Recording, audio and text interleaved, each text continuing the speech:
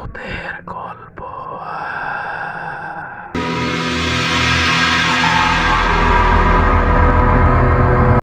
Welcome back ভূতের গল্প, সাথে রয়েছি আমি মাসুদ। শুরু করব আজকের ভূতের গল্পর প্রথম এপিসোড এবং আশা করি আজকের এপিসোডে আপনাদেরকে কিছুটা হলেও আনন্দ দিতে পারবো এবং সেই আশা নিয়েই কিন্তু আজকের প্রথম এপিসোডটি শুরু করব। এবং প্রথম এপিসোডে যেটি আপনাদেরকে শোনাবো সেটি হলো একটি ইমেল যেটা পাঠিয়েছেন আপনাদের লিসেনারদের মধ্য থেকে একজন। তার আগে আমি আপনাদেরকে আমাদের কাছে ঘটনা পাঠাতে হলে কি করতে হবে সেটা আপনাদেরকে ক্লিয়ার করে আগে আপনাদের কাছে থাকা কোনো ঘটনা এবং আপনাদের জানা কোনো ঘটনা, আপনাদের কালেক্টেড কোনো ঘটনা যদি আপনারা আমাদের কাছে পাঠাতে চান, তাহলে আপনাদেরকে যেটি করতে হবে, আমাদেরকে মেইল করতে হবে। আমাদের মেইল অ্যাড্রেসটি হলো bhutergolpo@gmail.com। এই ঠিকানায় আপনার ঘটনা লিখে অথবা রেকর্ড করে পাঠিয়ে দিন। আপনার ঘটনা সিলেক্ট হলে ভূতের গল্প ইউটিউব চ্যানেলে আপনার ঘটনাটি প্রচার করা হবে। আমরা সরাসরি চলে যাব ঘটনায়। 1988 সাল, মানিকগঞ্জের শিবালয় উপজেলার এক নির্জন এলাকা ঘোড়াখালী। তখন সেখানে বিদ্যুৎ নেই। রাত নামলেই চারিদিকে অন্ধকারে ডুবে যায়।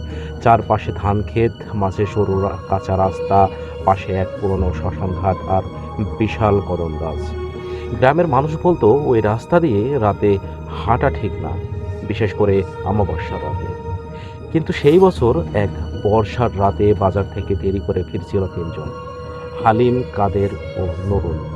বৃষ্টি থেমেছে, কিন্তু আকাশ ঘন মেঘ। চারিদিকে কেবল ব্যাঙের ডাক আর ঝিঝি পোকার শব্দ। টিম টিম হ্যারিকেনের হাতে তারা এগোচ্ছিল। হঠাৎ কদম গাছের নিচে তারা দেখতে পেল একজন মহিলা দাঁড়িয়ে আছে।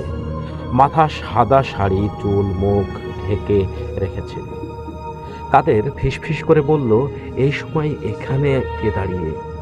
হালিম এগিয়ে গিয়ে বলল, আপা, এত রাতে এখানে দাঁড়িয়ে আছেন কেন? মহিলাটি ধীর মাথা তুলল। হারিকেনের আলো পড়তেই তারা দেখলো তার মুখ নেই, চোখ নেই, শুধু ফাঁকা কালো গহ্বর। নুরুল চিৎকার করে উঠল। মুহূর্তের মধ্যেই বাতাস বরফের মতো ঠান্ডা হয়ে গেল। হারিকেনের শিখা একেবারে কাঁপলো, তারপর নিভে গেল। অন্ধকারে সেই কণ্ঠ ভেসে এলো, আমাকে বাড়ি পৌঁছে দাও, আমি অনেক দূর থেকে এসেছি। হালিম দৌড় দিল, কাদের ও পালানোর চেষ্টা করলো, কিন্তু নুরুল যেন জমে গেল, তার পা নড়ছিল না। পরের দিন সকালে গ্রামের লোকেরা রাস্তার ধারে নুরুলকে অচেতন অবস্থায় পেল। তার চুল সাদা হয়ে গেছে, চোখ ফাঁকা, মুখে কোনো কথা নেই। সে আর কোনোদিন স্বাভাবিক হয়নি। বয়স্করা বলেন ওই শ্মশান ঘাটে 1988 সালের শুরুতে এক নববধূকে মেরে ফেলা হয়েছিল।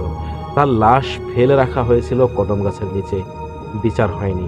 তার আত্মা নাকি আজও ওই পথে ঘোরে।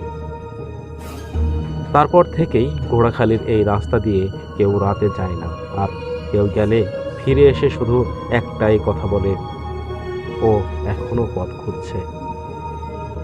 এই ছিল ঘটনা। আপনাদের যদি ভালো লাগে, আশা করি এই ঘটনাটি আপনাদের ভালো লাগবে, এবং যদি ভালো লাগে তাহলে অবশ্যই লাইক, কমেন্ট, শেয়ার করতে ভুলবেন না। এবং আপনি যদি আমাদের চ্যানেলের নতুন দর্শক হন, তাহলে ভূতের গল্প ইউটিউব চ্যানেলটি সাবস্ক্রাইব করতে ভুলবেন না।